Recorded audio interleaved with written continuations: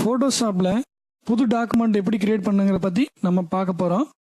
File மெனுவில் new, shortcut key Ctrl+N click பண்ணுறீங்க.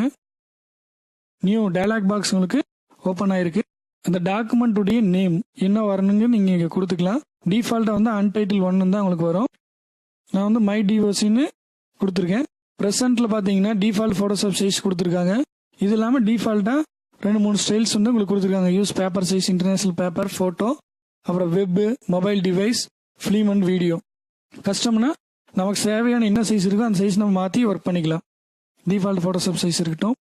With நம்ம எவ்வளோ வேணாலும் செட் பண்ணிக்கலாம், ஹைட் செட் பண்ணிக்கலாம்.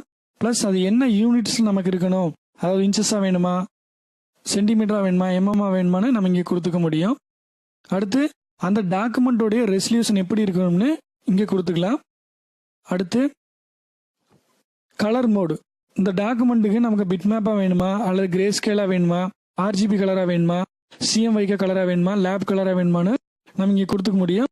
அதோட பிட்ஸ் எவ்வளோ வேணுங்கிறத நீங்கள் இங்கே செலக்ட் பண்ணிக்கலாம். ஓகேங்களா.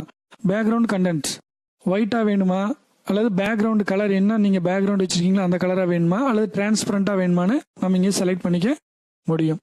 அடுத்து அட்வான்ஸ் கலரில் பார்த்தீங்கன்னா கலர் ப்ரொஃபைல். டிஃபால்ட்டாக இங்கே நிறைய கலர் ப்ரொஃபைல் வந்து இருக்குது. நம்ம என்ன கலர் ப்ரொஃபைல் வேணாலும் செலக்ட் பண்ணிக்கலாம். அடுத்து பிக்சல் ரேஷியோ, உங்களுக்கு பிக்சல் ரேஷியோ வந்து ஸ்கொயர் டைப்பில் வேணுமா, இல்லை என்ன மாடலேஷனில் வேணுங்கிறத நீங்கள் இங்கே கொடுத்துக்கலாம். இப்போ நம்ம கொடுத்துட்டு ஓகே கொடுத்தீங்கன்னா ஒரு நியூ டாக்குமெண்ட் வந்து கிரியேட் ஆயிரும். ஓகேங்களா. நான் அடிக்க ஒரே சைஸ் டாக்குமெண்ட் வந்து யூஸ் பண்ணுவேன், அதனால் நான் அந்த டாக்குமெண்ட் நான் சேவ் பண்ணி வச்சுக்க முடியுமா அப்படின்னு கேட்டிங்கன்னா சேவ் பண்ணி வச்சுக்க முடியும். 7x5 இருக்கு. இதோட வித்தோட சைஸ் வந்து 10 கொடுத்துக்குவோம். ஹைட்டோட சைஸ் வந்து 6 கொடுத்துக்கலாம்.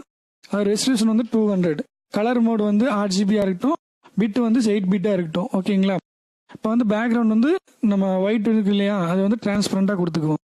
இந்த செட்டிங்லாம் இப்போ நான் முடிச்சிட்டு இல்லைங்களா, முடிச்சது பின்னால சேவ் ப்ரெசன்ட் பட்டனை கிளிக் பண்ணுறீங்க. ப்ரெசன்ட் நேம் என்ன நேம் நீங்கள் கொடுக்குறீங்களா கொடுத்துக்கலாம். மற்றபடி நம்ம இங்கே என்னென்ன கொடுத்துருக்கோமோ அது எல்லாமே இங்கே செலக்ட் ஆயிருக்கு. ஓகே கொடுக்குறீங்க. இப்போ இது சேவ் ஆயிடுச்சு. இப்போ ஓகே கொடுத்துக்கலாம். இப்போ நீங்கள் பார்த்தீங்க இல்லையா, டிரான்ஸ்பரண்டாக ஒரு டாக்குமெண்ட்டு கிரியேட் ஆயிருக்கு உங்களுக்கு. ஓகே, இது க்ளோஸ் பண்ணிக்குவோம். ஃபைல் மெனுவில் நியூ கொடுக்குறீங்க. இப்போ ப்ரெசென்ட்டில் கிளிக் பண்ணி பார்த்தீங்கன்னா நம்மளுடைய கொடுத்த நேம் வந்து இங்கே ஆட் ஆகிருக்கும். 10 inches x 6 inches செலக்ட் பண்ணுறோம். ஓகே கொடுத்தீங்கன்னா நம்ம என்ன கொடுத்துருக்கோமோ அந்த செட்டிங்கை அது அப்படியே வரும். ஃபைல் மெனுவில் நியூ. இப்போ நான் இது செலக்ட் பண்ணிக்கிறேன், இந்த ஸ்டைல் வந்து எனக்கு வேண்டாம், நான் டெலிட் பண்ணி விடணும்னு நினச்சிங்கன்னா டெலிட் ப்ரெசென்ட் டெலிட் பண்ணிங்கன்னா டெலிட் பண்ணிட்டுமான்னு கேட்கும்.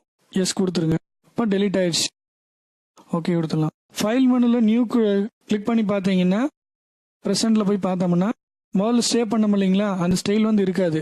இப்போ நம்ம டெலிட் பண்ணிட்டோம் இல்லைங்களா, அதனால இங்கே டிஸ்பிளேல இல்லை.